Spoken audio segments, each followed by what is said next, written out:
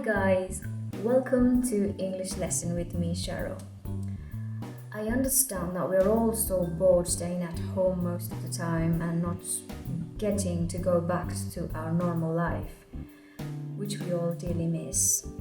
However, since we are just, staying at home mostly, so why not we utilize this time to learn something, right? So today I am bringing you some English phrases which you can use in your daily conversation to, first of all, to mean something more intensely, to express yourself more intensely, and also to improve your vocabulary and up your language game. Okay, so here we go. The first phrase that we're going to learn today is to bail. To bail meaning to leave something abruptly. Example would be, you've got a plan to catch up with your friends and to go out for dinner together and do some shopping, but all of a sudden you realize that you've got a lot of work at home, or your guests are coming in and you've got to be back. So you can tell your friend like, oh, I'm terribly sorry, I'm gonna bail, I've got work to do, I've got a lot of things to catch up at home, so I'm gonna bail. Okay, so to bail. Next phrase is to feel blue, meaning to feel sad. So when you see your friend who's got a very sad face, you can tell her that, hey, what happened? You look so blue. Or if you're feeling sad, you can say that, hey, I feel so blue today. I heard the bad news. I feel so blue. See, you can use this phrase in so many situations. The next phrase is to wrap up. To wrap up meaning to finish things up.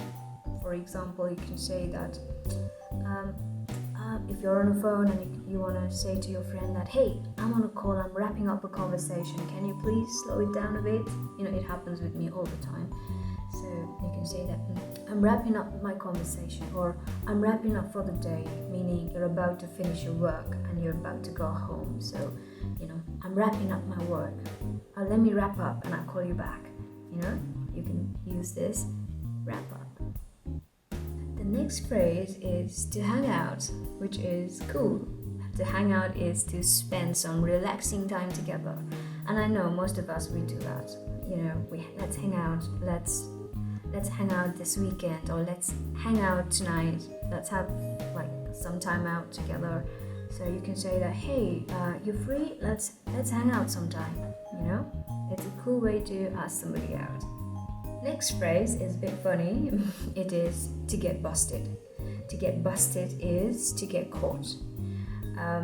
For example, I'll speak from my experience. I'm not allowed to eat a lot of greasy, fatty, oily food, but I love it sometimes. So sometime, in a very rare cases, I order some terribly greasy food and I'm silently eating in my house, and all of a sudden my family knocks at my door and says that, you're eating that? You're busted! So similar situation. You can use this when you're busted, or when you bust somebody up, you can say that, oh, you're busted, you're so busted. So you can say that in so many situations. Busted. Next is to have a blast, meaning to have a very good time. So if you're enjoying this video, you can say that, I watched her video, it's a blast, I had a blast, And you can also say that to refer to your day, like if somebody asks you, how was your vacation, or how was your day, you can say that, I had a blast. Cool way. Our next phrase is, I don't buy that, meaning I don't agree or I don't accept. You can use this phrase when when you're confident that that something is not right. When you know that it looks, your intuition tells you that it's not right, so you can say that, I don't buy that. I don't. So the next phrase after this we have is on the same page. To be on the same page, meaning to have similar point of view. I can say to you guys that I hope you're understanding me. I hope we're on the same page, meaning you're getting me the way I want you to understand. So when you're trying to explain yourself to somebody and you want to confirm with that someone if he's following you, you can say to that person that I hope we're on the same page. Or you can say that, are we on the same page? Meaning, are you understanding what I'm understanding, kind of a thing. So, on the same page. Up next we have hard to swallow. Hard to swallow meaning it's difficult to accept, it's difficult to believe. The other day I heard a terrible news and it was absolutely devastating. So I can say that news was very hard to swallow. It was very difficult for me to accept it. So hard to swallow. Next we have is she's hitting the book, meaning she's studying hard or she's studying regularly. You can also say that he's hitting the gym, meaning he's going to the gym regularly. So if you have some friends who's studying really hard and pretends that she's not or he's not studying hard, you can say to her that, oh, you're hitting the book, I know, or somebody's going to gym and you see like a good body transformation and you want to appreciate that person. Oh, are you hitting the gym? You look gorgeous. So you can use this phrase, hitting the book or hitting the gym. Next phrase I have is very funny. It's called break a leg. Break a leg, which actually means good luck, all the best, I said this to somebody in my life and I said to him, break a leg. And he gave me a very confused face as if I was asking him to go on a fight or something. But that's not what I meant. I meant all the best. Break a leg. Next phrase we have is dead-end job or dead-end relationship. So first we'll do dead-end job. Dead-end job meaning if you're stuck with a job that you've been doing for past 5 years and it's the same and there's no growth, there is no opportunity for you to progress and you're stuck in the same position for so long, then you can say that it's a dead-end job, And dead-end relationship is similar. If the relationship is not working out and you've got a lot of trust issues and a lot of toxic things in your relationship, then you can also say that you're in a dead-end relationship or it's a dead-end relationship. Okay, so dead-end job, dead-end relationship. Here we go. Now this particular phrase is a good one. It's called bury the hatchet. Bury the hatchet, meaning to end a quarrel and to start in a good note, to be friendly again. So if you have a friend with whom you had issues in the past, but you want to, forget about it and move on, then you can say that, let's bury the hatchet, meaning just forget about it, okay? Let's just try to be friendly again. So, bury the hatchet. The next phrase we have is very intense. It is called hanging me out to dry. Hanging me out to dry. As the phrase suggests, it means that somebody abandoned you when you needed that someone the most. When you were in a troubled situation and somebody leaves you just like that, then you can say that you hung me out to dry. Or I'm hanging out to dry, in a present tense. So hanging me out to dry. Very intense and deep. The next phrase we have is to clear the air. To clear the air. You can use this phrase when you're in a situation where you have some doubt, some disagreement, and you want to make sure that all your information that you have is correct. So you ask somebody that question and you say that I'm asking you this just to clear the air, just to be more certain about where I stand. So you can say that just to clear the air, let me tell you that this is the truth.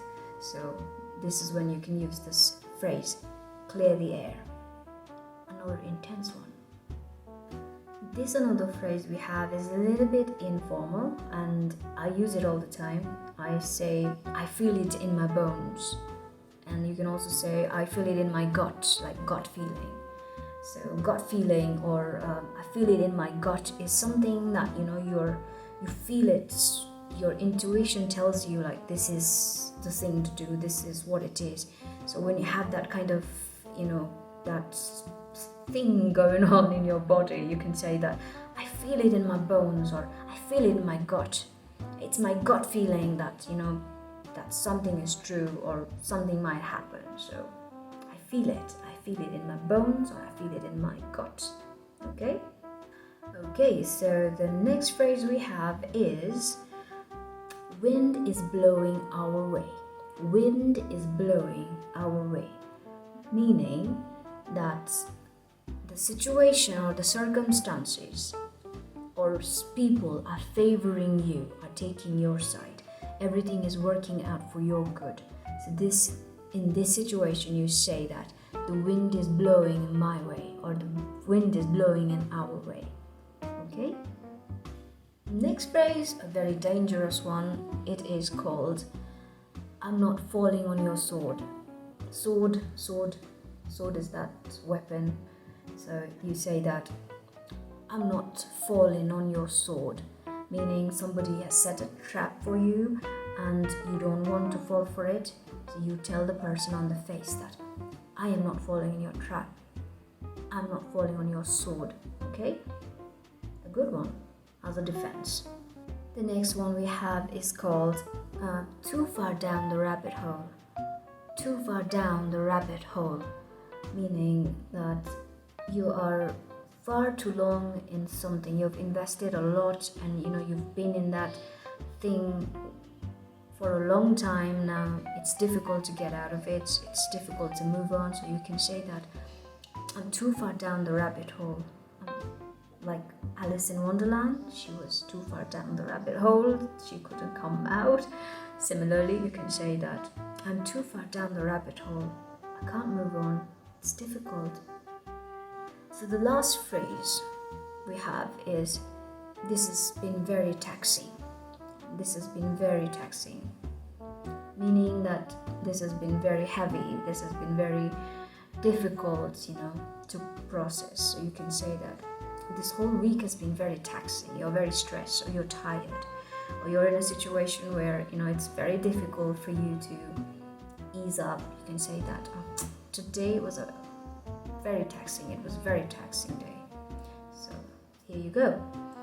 We've got almost 20 phrases which you can use to up your language game and to improve your vocabulary, and also to sound more fluent in English. And when somebody else says these lines to you, you can understand what they actually mean, right? Thank you so much for watching the video. I hope you learned something new today. And if you like this lesson, please give me a big thumbs up and comment down below if you wish for me to bring you any particular topic to discuss in my future videos. And this has been really amazing to hang out with you guys. Please subscribe to my YouTube channel and stay connected with me. Thank you very much for today. Bye.